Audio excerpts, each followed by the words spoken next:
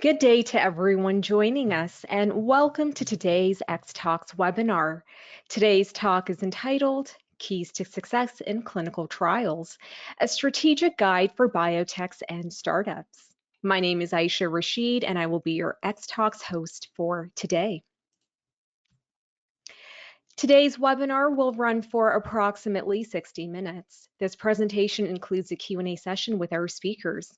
This webinar is designed to be interactive, and webinars work best when you're involved. So please feel free to submit questions and comments for our speakers throughout the presentation using the questions chat box, and we will try to attend to your questions during the Q&A session. This chat box is located in the control panel on the right-hand side of your screen.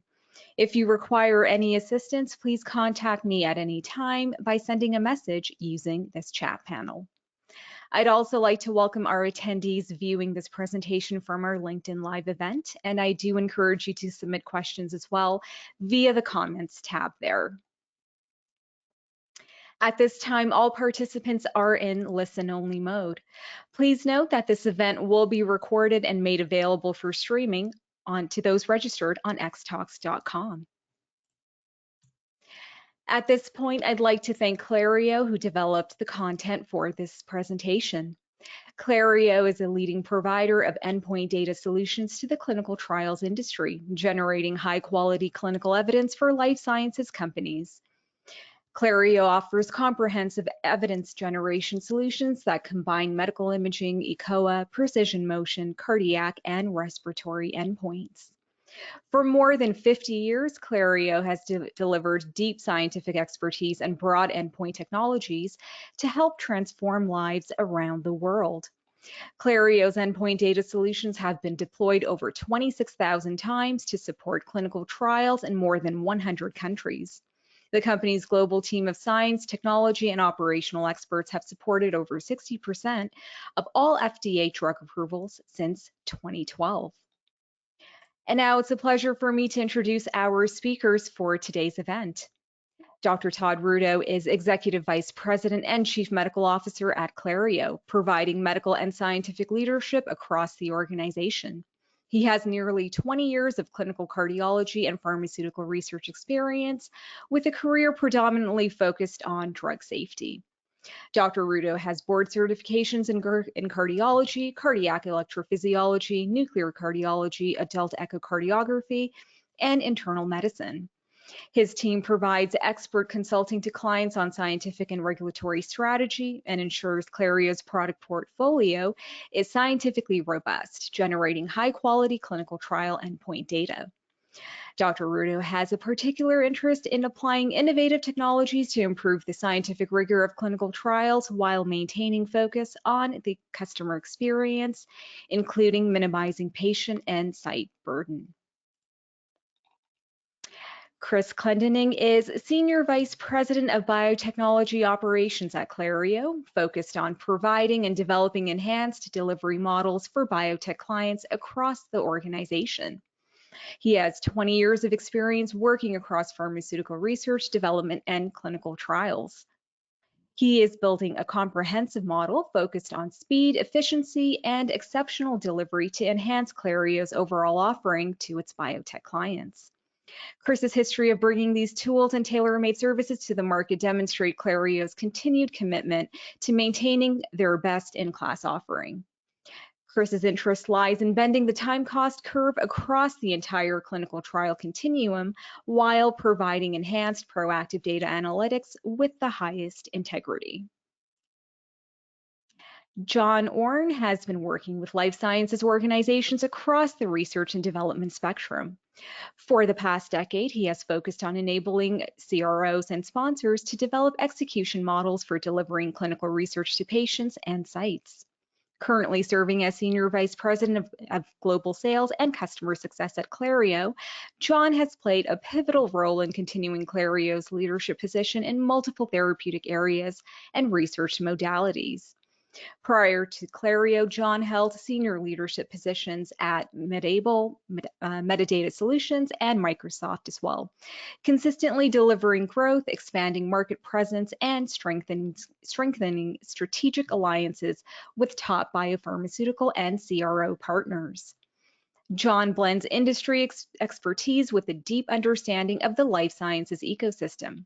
A passionate advocate for leveraging technology to transform clinical research, John takes a pragmatic approach to trial execution, strategy, and operational excellence, and is an early advocate for AI-driven clinical trial solutions. And now, without further ado, I'd like to hand over the mic to our wonderful panel of speakers today. You may begin when ready.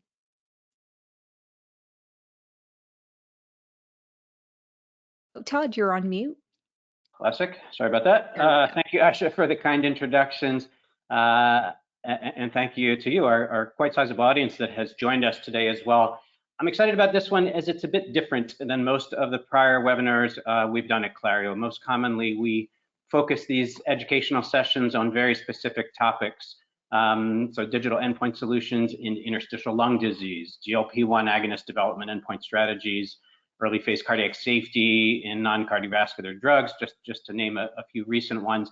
But this webinar today is higher level. It's about sharing best practice recommendations based on our experiences, what we've seen in the thousands, really tens of thousands actually of studies that we've supported over the years. So what we've learned, some insights to common challenges that biotech companies in particular often face, and then of course what can be done preemptively in managing or mitigating those challenges. So that's what we're intending today. I'm optimistic you're going to find it valuable. You can go ahead to the next slide. First, just to get an idea on what this audience wanted to learn about, we asked you all by a survey on LinkedIn, what were your greatest concerns or challenges that you see in selecting endpoint strategies for clinical trials. And so the choices were finding patient-centered endpoints. So this question, is about functional improvements and quality of life and how to ensure that the endpoint strategy gives answers that matter to patients, not just to regulatory minimums. Second choice was trustworthy, reliable data. So this factors into study design, right? Sample size considerations, testing frequencies in schedules of assessments, the precision of data measured has a big impact here. The third was innovation on a budget. So how can you push away from more standardized strategies to more innovative approaches without having unlimited resources, of course, to support that. And then the last was not just finding clinically meaningful endpoints, but also regulatory accepted endpoints. And so the results you see, here how this audience responded, a remarkably even split. Whenever I see such an even split like this, I wonder if we should have included a fifth all of the above, not just because it's usually the right answer on a test, but actually because in this case, these are probably all very relevant and relatable concerns to much of the audience. And so I appreciate the responses here, definitely helpful in shaping our content. You can go to the next. So with that introduction, let me set the stage for how we're going to approach this over the next hour or so. As mentioned, rather than a typical lecture or slideshow, we've taken a bit of a different approach today. In preparing for this, the three of us reached out internally across different roles within our organization and also reached out to some of our biotech customers and endeavored to put together a list of commonly or frequently asked questions from the internal folks in particular. So that was like project and program managers, data managers, my science team colleagues, our product managers, commercial teams. We wanted to know from them what are the common questions you hear asked from our biotech customers. And then for the conversations we had with customers directly, we asked, kind of similar to actually that pre-event survey, but more in an open-ended way, what are your challenges or concerns? And where we landed was a pretty long list, actually. So we picked the ones that we felt would resonate best with this broad and fairly diverse audience today. And we're going to run through them one by one. I'll moderate, but I'll also provide some answers myself. And then John and Chris for their insights. Chris has a particular focus and expertise in biotech strategy and operations. John with his focus on CRO partnership and the critical role they play. And so that's how we're going to approach this today. Also on screen here, though, you see, just to call out right up front, these were the key themes. This is what came out in our pre-event research, if you will. Questions about what endpoints to measure, how to measure them, when to measure them. Is the added cost worthwhile? What about added complexity? Is there value to doing this now, or is the value really more later in development? If I'm going to go the innovative approach, how's that going to be received by health authorities? What about valuation of the drug, of the asset? And I mentioned that as many of these are we're talking about as biotech sponsored studies that will be generating data that ultimately does determine the value to a future buyer. And so is there something to be thinking about from that perspective? So again, those were sort of the common themes. You can go to the next.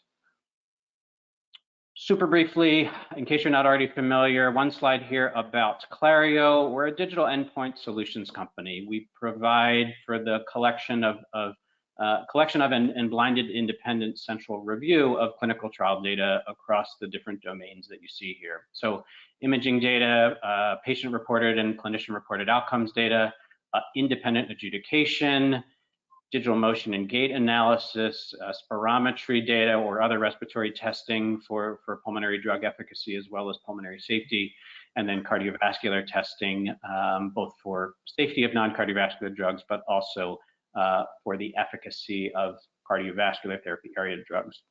So again, just super quick overview of us. I'm going to jump into the first question here.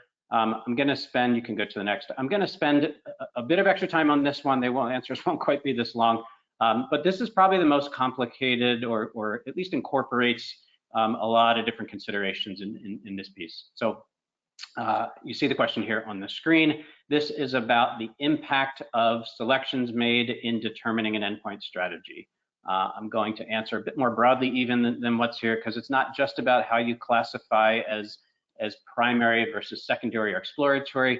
These decisions have impact to the clinical utility of the data, impact to the budget, impact to sample size, impact to site and patient burden, certainly, complexity and risk for deviations, things like that. A couple examples maybe to illustrate that and the importance of this. Let's say you have a Parkinson's study, you're considering the role for the traditional Parkinson's scales, a test called the MDS-UPDRS, versus something innovative, instrumented motion analysis, digital gait analysis. Or how about in a depression study where you're considering a digital biomarker like vocal analysis, where it could be integrated, or the role for a digital biomarker, really kind of endless examples there. Central review of primary endpoint data in a psychiatric study versus decentralized raters. Maybe an example of blood pressure, considering a home technology, whether it's a 24-hour technology or something intermittent. So this endpoint strategy is kind of what we're talking about here. But inherent in this topic is also the question of timing. So in what phase of development should you be executing a particular decision and therefore taking on the cost, of that?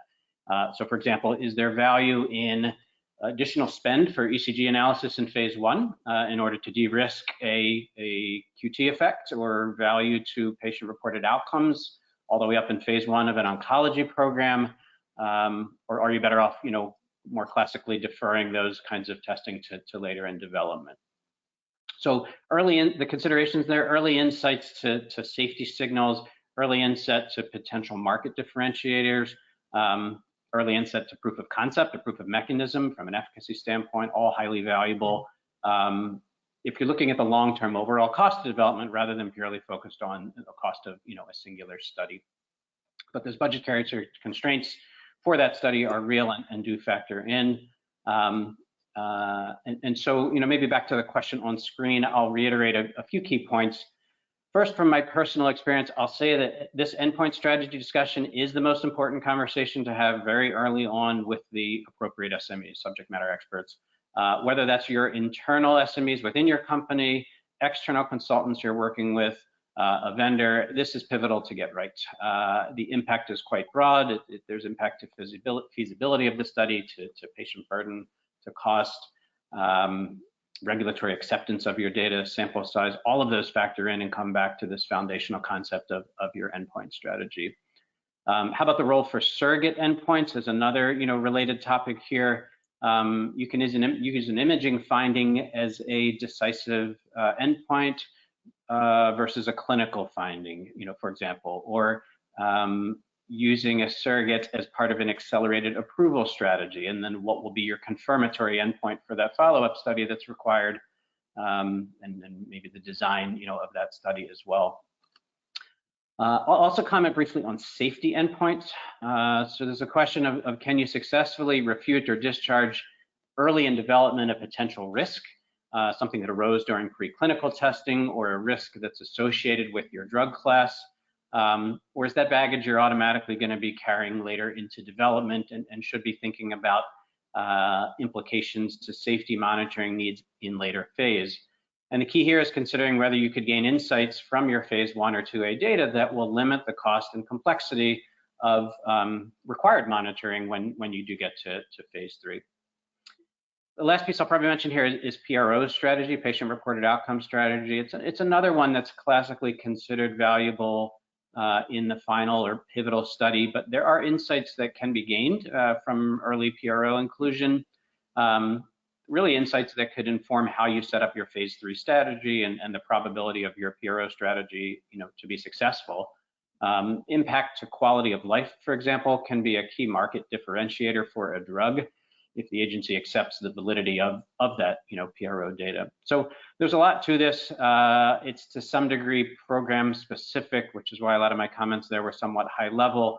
But the key here is leveraging the past experience and insights as to what works and what doesn't work, from your advisors, from your SMEs, and then using that experience to inform the strategy that you intend to execute. So as I said, longer answer there. Why don't we move to the next question? This is going to be directed towards Chris, and we're shifting a bit from endpoint selection, which, as I said, sort of for the most common topic we heard about, to the probably next most common topic, which was operational concerns. So what are the operational pitfalls to be aware of? What issues most commonly can delay clinical trials? Yeah, thanks, Todd.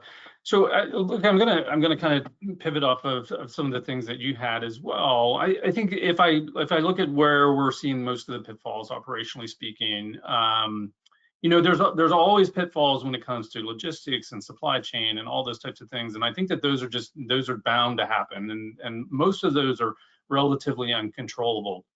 But if I go back to some of the things that you were talking about with protocol design, and when you're talking about endpoint selection and some of the other pieces, that I think there's a huge opportunity, as you said, to engage SMEs and people in the industry. And I would contend that groups like endpoint generators or labs or those types of organizations who get to see a really broad spectrum of studies that come through their shop really have a huge amount of experience to catapult your study into either a better design. So while the protocol design, I think, is one of those things where we look at scientifically, are we correct getting the right endpoints, I do think that you also need to dovetail in a lot of the operational pieces. So getting that right up front is a huge piece of this from a protocol design standpoint. You really do have to, so making sure that we're collecting those endpoints, getting that from a scientific perspective on what's going to be submitted, super important, but also how is that protocol design impacting the operation? Can it be operationalized? So having that is, can the sites execute that? Can the patient execute that? What are the things that are going to hold them up? And so those are the types of things where I think that, to your point, you got to have that scientific piece right, but you also have to have that and leverage that with the SMEs on the operational standpoint, because there's a myriad of things that can go wrong in a clinical trial.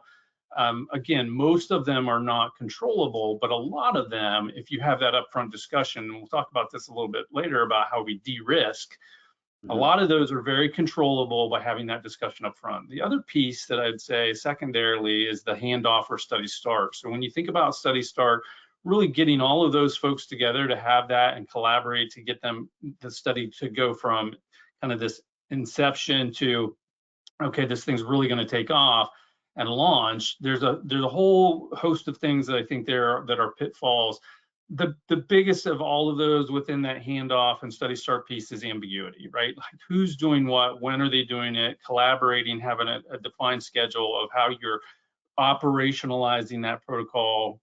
Well, again, we'll talk about this in the de-risking, having a risk assessment, having that conversation up front, super important to be able to get that protocol off the ground and move that in a timely manner, because that's where you're losing a lot of time. I will add that, you know, as you're going through and you're thinking about how you're executing your trial, there's a lot of technologies out there. Technology is super important, but my experience has been that usually the tech and tech stacks that are available, they're really well vetted. They're providing efficiencies to the overall program, but they're not a replacement for having that discussion up front and being able to do those pieces. So you really have to take the time to do that. The old adage of go slow to go fast really applies to clinical trials. And then lastly, within this, as far as the flexibility or the pitfalls that could happen, is I think that there's a general lack of flexibility. Once a study starts, I think that a lot of times, even though I think there's a lot of amendments that are happening, that's a constant in the industry these days, is that you have these amendments that are constantly happening. But I think that having the flexibility as you go through the study, if you're seeing something that doesn't work, not having a fear of pumping the brakes and saying, okay, let's look at what we're doing, and do we need to shift or change direction? I think we saw a lot of this in some of the, you know, the larger vaccine trials where it's like where you're hunting for patients, where are they at? And I think that when you're looking for those types of, you know, you're going through all of the strategies, you may have gone through all of the discussion and you've had, you know, you think that you have it right. I would say, you know, there shouldn't be a fear of saying, hey, can we regroup, re-strategize, redeploy, and you know, look for a better outcome. Yeah, all good good advice, good insights there. Thanks, Chris. Could go to the next one here. So third most common theme I think we heard about in questions was this, which is the concept of CRO selection. So John, I'm going to direct this your way. What should we look for in a CRO or endpoint partner to ensure scientific quality and operational excellence? Thank you so much, Todd, and good morning, good afternoon to our audience. Thank you for joining. This is obviously a moment of truth for a sponsor as they engage a CRO and look for the appropriate partner. And it might also be a really good time to take a breath, understand your own internal capabilities, limitations, and capacities. So what are we able to do ourselves as a sponsor, and what do we want to keep in-house, right? And we can use this to inform our decisions about what are we then going to ask a partner or a CRO to do. And there's probably 5 things that we really want to understand both about ourselves and our partners as we engage in this opportunity, right? There's all kinds of adrenaline, excitement happening. And as we really take a step back and think about it, and you're looking at your partners, you want to ensure that they're going to dovetail nicely with your own team, right? So how are you actually going to interact over the next 6 months, year, 18 months, 5 years, however long your study profile might go for? So the first thing you might want to look for is there proven expertise in your domain? So is there expertise in your therapeutic area, your indication, the countries in which you want to run your study, etc. Really to understand if that matches up with what you're looking for in terms of capabilities from that partner. And then, of course, is there the appropriate scientific depth? If you would like to augment your own scientific team, or validate your scientific assumptions, or do we have access to the right KOLs? Are there publications available written by the partners that you'll engage with, etc.? And then, of course, it may be not to be understated, but a soft skill here is what is the engagement model? Are you actually going to get along? Do your teams work well together? Are your partners flexible in terms of being able to understand your protocol? Amendments might happen. Is there appropriate governance in place to manage through those amendments and ensure that all of the data that's being collected retains its integrity and can be brought forward into a regulatory submission? Chris just mentioned operational excellence, sort of beginning with the end in mind. Is the protocol designed right? Are your partners in line with that design and bought in and everybody's ready to go? And any risks that might come and arise as a result of the operationalization of your study are mitigated and understood. And then, of course, are you going global, local? Are the country mix, is it appropriate? And does it support your endpoints? So again, as you kind of engage with your CROs, I think you have to kind of have a realistic self-understanding of your own internal capabilities, and then externalize that and allow your partners to understand where you are. And that way you can have a forthright conversation about which activities within the study a CRO might take on. Maybe it's full service, maybe it's functional. Who knows how that's ultimately going to wind down, but you want to make sure that you're doing that collaboratively with your CRO partners. Okay, great. Thank you, John. Yeah, just a obviously critical decision, and a lot that goes into that. You know, the considerations there. We're going to shift back here to endpoints again, and this one's about patient centricity. So patient centricity is often something highlighted as a key consideration in study designs, in visit schedules, in selection of endpoint technologies. How can we balance patient centricity without compromising scientific value of a study? Well, I love this question because it actually aligns really well with the session a few of us are jointly developing with one of our CRO partners for a session at DIA in Washington, D.C. next month. If you're attending, we have 30 minutes to answer this question, and so could get into a little bit more depth than I can here. But the key here is that crossroads of good science and patient centricity, and making sure that you navigate it carefully. It's entirely too easy to get carried away on a scientific pursuit, adding assessments, adding time points, adding technologies and testing. And while that may maximize the scientific value of the study, it becomes a feasibility nightmare. Difficult to recruit, even more difficult to retain patients. And this patient centricity topic, just to be clear, it's much more though than just patient burden. It's also about data quality. So for example, what do I mean by that? Safety data. Let's think about that for a second. The paradigm of a oncology study where a dose is administered every 4 weeks, right? Pretty typical, let's say. And patients are contacted, they're seen at that clinic visit, and mostly only at that clinic visit, and that's when they're going to report how they're feeling, and that's where adverse events are going to come up. Is that you know, report back of how have you been over the past 4 weeks. The issue is we dose them at those visits, and the side effects are going to most likely peak within about 24 hours to 7 days after that clinic visit, but it's weeks later that they come back in for the follow-up, right? And so that's when you're getting the report out, and it may not be as, or likely won't be actually as complete or accurate. So technologies that allow patient-reported CTCAE safety events, so adverse events at home between clinic visits, can enable the capture of a much more accurate safety profile. And data shows, you know, that in the research we've done, it actually leads to higher patient satisfaction. They want to be able to use technology to report how they're feeling. There's actually more engagement, more connection to their treating physician, even though the assumption may be that they would dislike that technology or that extra work, if you will, of needing to do something between visits.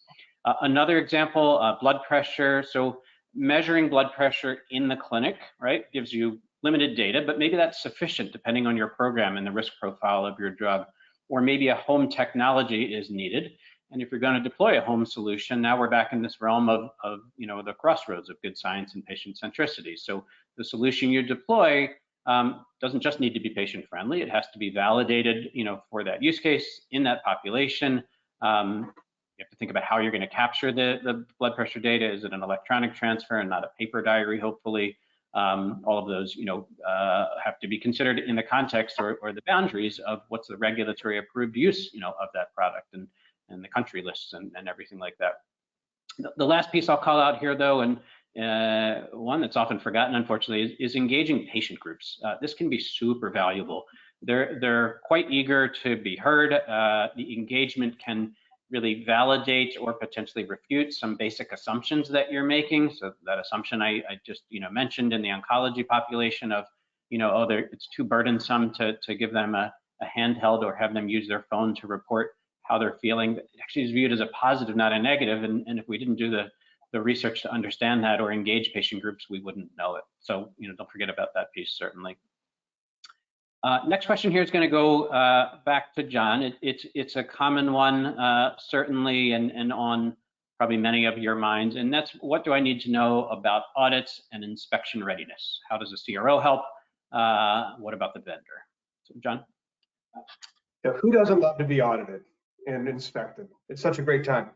So early in my career, when I was just starting with metadata, we had a large sponsor coming in to inspect our facilities and our data center. And Earl Houlihan, the late great Earl Houlihan, was the head of the audit. And me as a salesperson, I was asking what my roles were, what my responsibilities, and how this all worked. And he said two things keep an audit on track: do the little things right and have a checklist. And in that, when I was like, well, what does that look like? He said, well, for example, if you're going to have an auditor inspecting your development records, you want to make sure you have somebody from development there and prepared to answer the questions. So having your staff lined up, having your documentation lined up, ensuring that your staff is available and educated in the questions that might come their way. It's all well and good when audits are scheduled, but sometimes they're unscheduled. So who can audit you and when? And there's some just general inspection awareness. I think that is important. It's kind of which regulatory agencies can come and inspect your facilities, and inspect your vendors' facilities, inspect your CROs' facilities. Are your CROs, do they have a readiness plan? Have they a trial master file wherein if an auditor wants to go and understand the documentation supporting the trial, there's ready and easy access to that, such that auditors aren't waiting. Auditors don't like to wait. A lot of time on an auditor's hands generally isn't a good thing. To have your CROs and your other partners, this transcends CROs, it goes to all vendors. Do they do their own inspection readiness, self-audit? Do they have third parties come and audit and look at the systems and documentation, etc.? All of these things are incredibly important to ask up front of your partners, because when an audit is either scheduled or unscheduled is going to happen, that is not the right time to ask these questions because it's too late. So again, I think keeping the top of mind, keeping the simple things in mind is like, just do the little things right and have a checklist, understand what the scope and span of that audit will be and who's going to be coming in, and then making sure that your CROs understand their responsibilities within that process. So in the end, do the little things right and have a checklist. I think by and large are good rules to live by, and it's something that Earl Houlihan told me 20 plus years ago, and I've never forgotten. Yeah, that's great. And as you said, it sort of ties back into your first question of selection of CRO partner and selection of vendors. Is this should be something you're talking about at that stage, right? What's your experience, what's your preparedness, and how can you help us when the time comes, right? So great, thanks. Yeah, absolutely.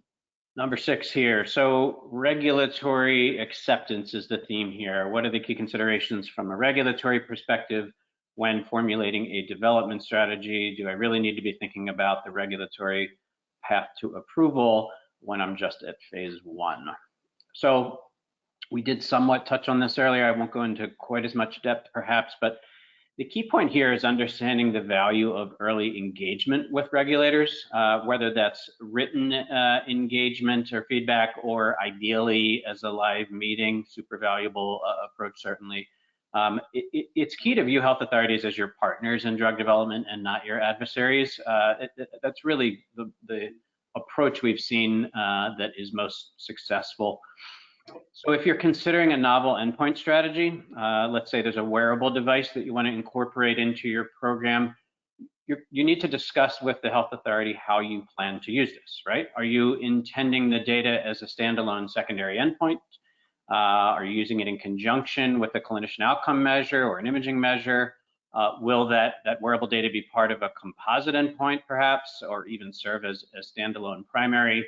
And then importantly, do you need to seek out a regulatory consultant, right? Somebody who can help you navigate the path forward for your proposed novel strategy if it hasn't been done before, or they could help you find precedent perhaps for where it's been done. So the right advice, either external support or directly engaging with the health authorities, is absolutely the key here when considering something novel. to the component of the question here that's about timing, right? So whether there's a need to be thinking about regulatory strategy all the way up in phase 1, when you're years off from designing your pivotal study, it's a clear yes. As we talked about earlier with safety, for example, you can de-risk your program right from the start. Liver safety signals, cardiac safety signals, these are preclinical findings often, or as I said, drug class related findings that you can be building your submission safety package literally entirely in phase 1 of development. And that matters because it saves you so much, later in development. But again, the regulatory buy-in that data you've generated is sufficient is key, even though there's plenty of precedent for success taking that type of approach. And then on the efficacy side of things, the role for biomarkers in phase 1 certainly jumps out in this conversation. So understanding your drug's impact on certain measured biomarkers can very well influence how you'll approach later phase 3 studies. Being thoughtful, therefore, about your phase 1 selections and their potential to influence your phase 3 strategy is really a key part of this conversation on the efficacy side as well, definitely. So hope that's helpful there. Let's jump to number 7. I like this one because it's sort of the stuff happens. So unexpected issues can arise during study conduct.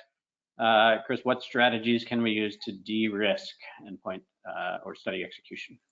Yeah, so I thought a lot about this, and based on, so I think you're right as far as like, hey, when we're looking at endpoint analysis and you're looking at what are the safety parameters and all those from a scientific standpoint, of course, those help in de-risking. But then when I thought about it operationally, I think that you can apply a lot of technology, whether it's AI, advanced prediction analytics, and outcomes for patients. I think that those help. But I would say when I thought about it more, the single biggest thing that I think that you can do to de-risk as you go through, knowing that some protocols have less risk and some don't, so you have to make that assessment first. But the single biggest thing you can do is revert back probably 15 years ago to having a real study risk assessment kickoff meeting. I can't stress that enough. I think that, somewhere along the line over the past 2 decades, we went from having very collaborative approaches and discussions up front to being more transactional. And in that, to hope people thought that they were trading off for speed, but I don't think that is actually materialized. And so I'm not talking about an hour-long Microsoft Teams meeting, right, to where you're having a discussion and kind of kicking off. I'm talking about a real, sometimes it could be 4 hours, and in some cases I've seen 2 days. But you really need to take that time up front. And some of the most successful studies that I've observed throughout my career have been where you really look at that protocol, you go through, you bring all of the partners together, whether there's CROs involved, different data management companies, endpoint generating companies such as ourselves, but having all of those folks in the room to really go through a true failure mode analysis and do the what ifs. That cannot be done enough, because I think that what happens is that if you can get it right the first time, it will absolutely, beyond a shadow of a doubt, make everything run smoother downstream. And when things do happen, having something where you've already thought through that problem, it's a known issue, people can then react to that with a tactical, in a tactical manner to solve the issue, rather than kind of pulling back and saying, okay, how are we going to figure this out? So I think that there's a huge value in that. And I said the side benefit of doing that is that when you look at a lot of the technologies that are out there today in the market, so web portals, patient devices, how are we interacting with patients for decentralized trials and all those things, those were actually spawned out of those types of conversations. So nobody was sitting in a room, like these companies were not sitting in a room ideating and coming up with all of these solutions on their own. This was all because these were problems that people experienced in real life. They came up against these issues in real studies, and they said, well, what if we had this to solve that problem? And then a lot of those tools were developed subsequently. So I think that if there was any one recommendation that I could make, that would be it. It would be to really do that thorough upfront meeting, walking through every aspect of the protocol, down to where you think this is minutia and it will never matter, but it does, to really sort that out from the beginning. Great, super. Yeah, I think those are key points, right? The leveraging the experience, of your partners that can help sort of identify potential risk, and technology for, monitoring for potential risk as well, certainly key there. So, so investor confidence, this is something I did allude to already. I'm going to elaborate a bit here now. How can endpoint choices build investor confidence and strengthen an overall asset valuation? I was glad this question came up. It's one we do spend certainly a fair amount of time talking to biotech customers about. De-risking an asset, a drug early in development enables a more informed decision-making strategy, and that de-risking could be about a safety topic, could be an efficacy consideration. For safety, it's often about including some additional monitoring in early phase to refute a potential risk, as I mentioned, QT risk for blood pressure raising effects of a drug, risk of liver toxicity. On the efficacy side of the equation, the conversation here when thinking of future value is usually about just how can we gain the most meaningful early insight to drug efficacy, right? Something that may even lead to the ability in the future to run a shorter or smaller study, which would therefore make the drug less costly to develop. So if you have a very sensitive imaging approach that you can incorporate, molecular imaging with PET scanning, for example, or are able to demonstrate target engagement or biomarker evidence of efficacy ahead of any harder clinical benefit, all of that comes into the discussion in terms of valuation, certainly. Using patient-reported outcomes in phase 2A, right, when you're first going into patients, gaining early insight as to the impact from patient perspective, again, also can have a meaningful impact to the attractiveness of a compound from an investor perspective. So if you're intending to divest a drug that you as a biotech company have in early phase, or even potentially planning to sell the entire company, the data you've generated today can most definitely come into play, at that juncture, and understanding early indicators that the drug's actually going to work. So that's obvious, right, in terms of impact, but also the safety piece, which isn't often, considered. And obviously, as you know, safety surprises later in development are certainly a reason that, an acquisition may be, in fact, a failure. So, these types of additions, right, to your early phase strategy, they do impact budget. So the question or the discussion point internally obviously is what's the return on that investment, in early phase, and how will that affect our exit strategy? But naturally, another part of this same discussion is how you can potentially gain those additional insights in fact, budget constrained environment. And the answer there is often the consideration for a collect and hold strategy. So collecting high quality digital ECG data during that early phase study, for example, or centralizing your imaging data in an early phase study, but not triggering the analysis of that data, simply parking it on the shelf for future use, future analysis. It does successfully defer most of the cost today, but you have the data available to investigate those early safety or efficacy indicators when the timing is right.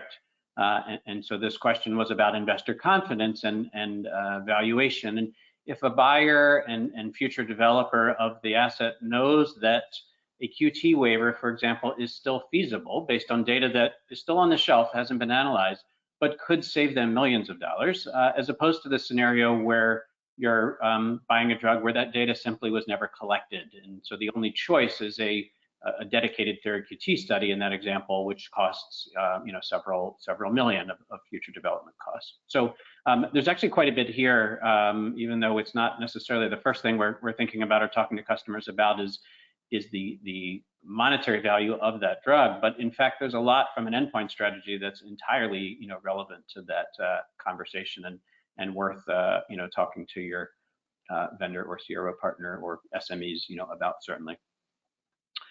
Next question here I'm going to direct to John. This is about considerations for implementing standards and the benefits to doing so. So how important is standardization across sites, across platforms, and the assessments themselves? And how do we achieve it without over-engineering? Yeah, to Chris Glendenning's earlier point, you have all kinds of technologies available to us today. They don't necessarily have the requisite value, and they may cause things to go a little bit sideways and not be standardized. But first, I think if you think about standardization, clinical operations groups and CRO, this is what they think about all day long, and they may not call it standardization. But really, why does it matter, and how does it drive efficiency through the conduct of your clinical trial? And it's probably really compartmentalized into 4 separate areas. So standardization, beginning with the end in mind, we all want to get a data set that we can run against our statistical analysis plan and ensure that we have high quality data that conforms with the plan and we can get the result out that we need to from our endpoints. So there's a data integrity and comparability standard that we need to think about. I'm trying to think of an example. Maybe the easiest one, if you were to design a study, you would want to say, well, is my patient ambulatory? It's a good question. But then that is very different than saying, how did my patient perform against the 6-minute walk test, right?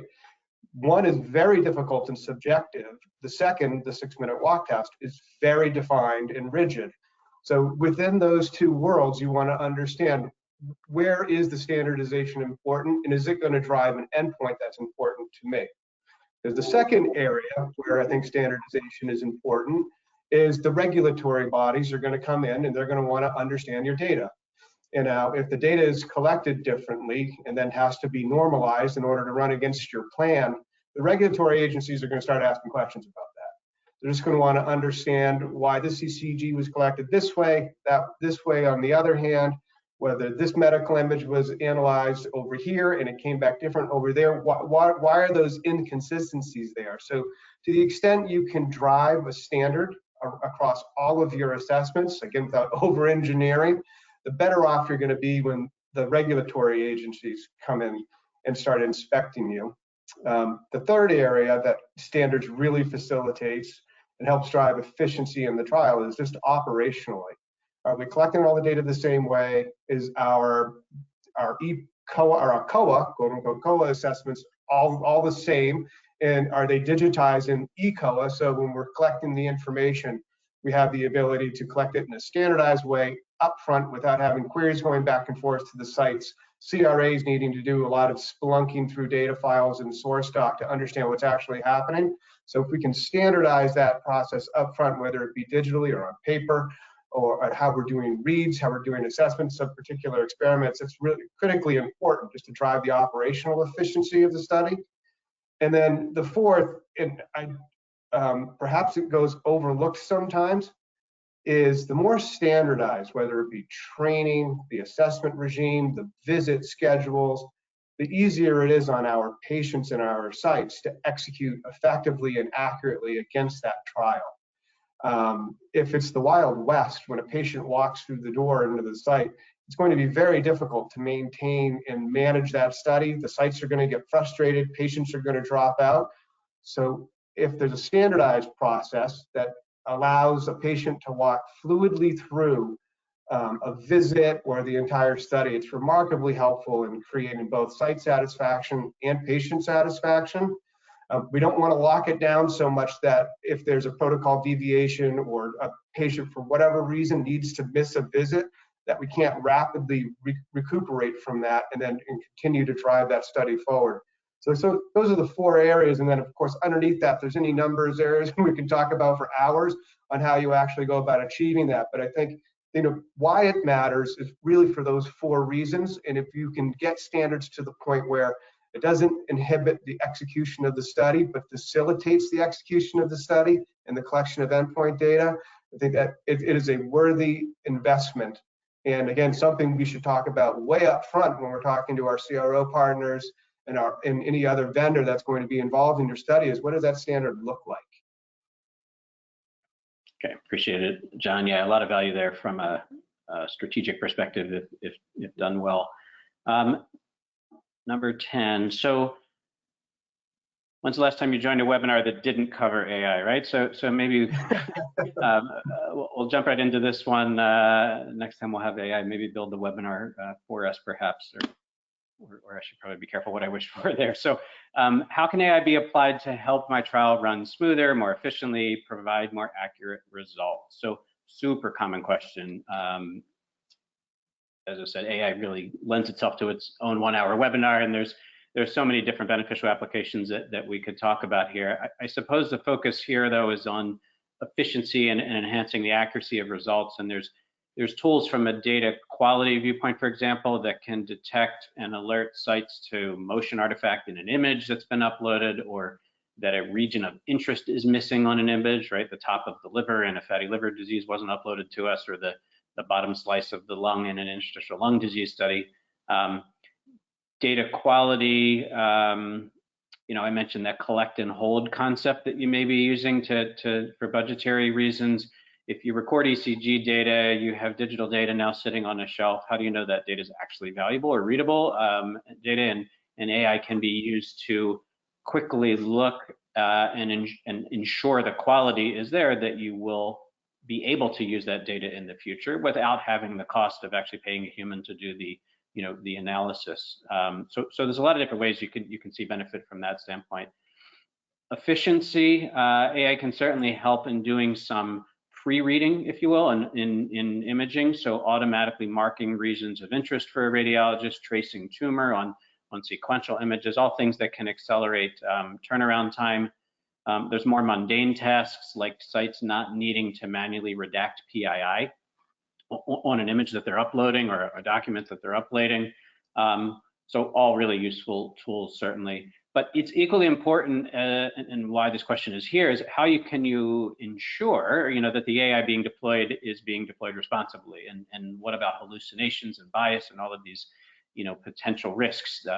So the key here is making sure that you have an understanding of how a tool was developed. What was the intended use of that tool, or that AI tool? What data was used from a training perspective? How is it going to be deployed? And then equally importantly, what is the level of human oversight when that AI is being applied to your clinical trial, whether it's study data or otherwise? And then the last piece is adherence to global AI regulations. These are constantly evolving, and it's critical that your vendors are obviously following those standards as well. So these are the questions you should be asking about any AI that might be deployed in one of your studies, whether that's actually involving your study data, or whether it's just operationally applying AI from an efficiency standpoint. All really kind of key considerations. I'm going to move forward in the interest of time and direct the next question, which is operational related, back to Chris. What does good operational planning look like when introducing complex study endpoints? I think that the irony is that we've been talking about it this whole program. So as everything that we've been talking about is good operational planning, right? So when you're talking about how do we collaborate up front, scientifically and operationally, what does that look like? Those are the considerations you should be looking at. Once that's done, how do we bring that into the study start, and how are we having those kickoff meetings or those risk assessments? To John's point earlier, right, how are we standardizing across all of the pieces so that everybody's on the same page, the data that we're looking for? How are we doing all those pieces? I think all of those really dump into good operational planning. And I think the other pieces, though, that I would think about, to your last slide with AI, think about the technologies that you have and how you can apply those operationally to enhance the overall delivery of your study. I'm not saying that they have to do things for you. Do I think that AI will get there someday? Sure, but today, it's not there. But I will say, and we do live in 2025, so when you start to think about leveraging those technologies that we have, there should be strategies for how do we do real time. In today's world, we have a myriad of tools, right, that are at our disposal to do real time study surveillance. How are we watching these studies in real time as they're playing out?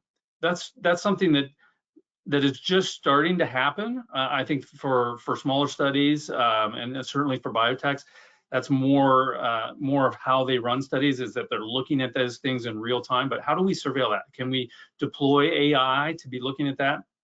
all of these things that are happening at a study level, whether it's queries, maybe things that didn't get entered correctly, those all create delays, right? And those need corrections. So can we have a methodology and real-time surveillance and real-time data cleaning to really make sure that we're doing that to really bend the time cost curve? Because if you have less of those, then you're saving dollars and the study's going to run faster, right? So I think all of those things that we've been talking about through this entire presentation, if you start to stack all of those up, this is the essence of what good operational planning looks like, is to take all of these things that we're discussing today into consideration when you're doing your protocol design and when you're kind of launching your study. Okay, great, appreciate that, Chris, thanks. I think in the interest of time, Aisha, I'm going to have you jump ahead to our summary slide here, because I don't think we're going to have time to go through in more detail the remaining questions. So, in our last few minutes here, I'm going to try and just perhaps summarize the key themes that we talked about today. As I opened with, strategic endpoint selection is really the key to success. Thoughtfully considering what's right for your program, factoring in a balance of innovation and the accepted standards, and working with regulators to mutually agree on a path forward. Considering the scientific value, the value to the target population, the value to future investors, as I spoke to as well. Feasibility needs to be considered, leveraging your experts, patient groups where appropriate, your CRO and vendors and their experience, to understand the impact of any of your scientific objectives that you're trying to achieve on feasibility to actually operationalizing the study. Operational excellence, as you heard quite a bit about from John and Chris, it's another key theme we talked about. Understanding all the inputs that matter, what your role is in managing the partners, the CROs, the vendors, to mitigate those operational risks, monitor for those operational risks, proactively. And then lastly, tech, not just incorporating shiny new tools because they make big promises, but really considering what are your objectives first, and then determining if that new tool really is the best solution for that objective. And if so, ensuring you understand how that tool is validated, the country list, and the impact to trial efficiency and feasibility. You can go to the next slide. That does take us to our conclusion. Chris and John, thank you both so much for joining and sharing your super valuable insights today. To the audience, my sincere apologies, we don't have time for live Q&A here. Although your engagement's been great and we appreciate it, and I do see the questions that have come in, we will commit to follow up individually with you, certainly, since we didn't get a chance to do so here live today. Aisha, I'll turn back over to you now to close us out. Thanks. Sounds good. I'd like to thank our panelists for that very insightful discussion. Thank you once again, and we've now reached the end of the webinar. For those who are interested in hearing more from Clario, you can register for their next webinar titled Oncology Clinical Development, Optimizing Value Through Implementation of a Patient-Centric, Holistic Endpoint Strategy, which is scheduled for Wednesday, June 25th. And I'm going to drop the link in the chat box, so you may follow that and register for that webinar there. And also, as Dr. Rudo mentioned, if we couldn't attend to your questions, we couldn't attend to your questions given a lack of time, the team at Clario may follow up with you. Or if you have any further questions, you can also direct them to the email address displayed on your screen. I'd like to thank everyone for participating in today's webinar. You will be receiving a follow-up email from XTalks with access to the recorded archive for this event. A survey window will be popping up on your screen. Your participation is appreciated as it will help us to improve on our webinars. In addition, I'm going to share another link in the chat box where you'll be able to view the recording of today's event. When you register, you can also share this link with your colleagues so that when they register there, they can also view the recording. So I do encourage you to do so. Now, please join us once again in thanking our speakers for their time and very important and wonderful insights today. We hope you found this webinar informative And until next time, on behalf of the team at X Talks here, take care and we'll see you next time. Bye for now.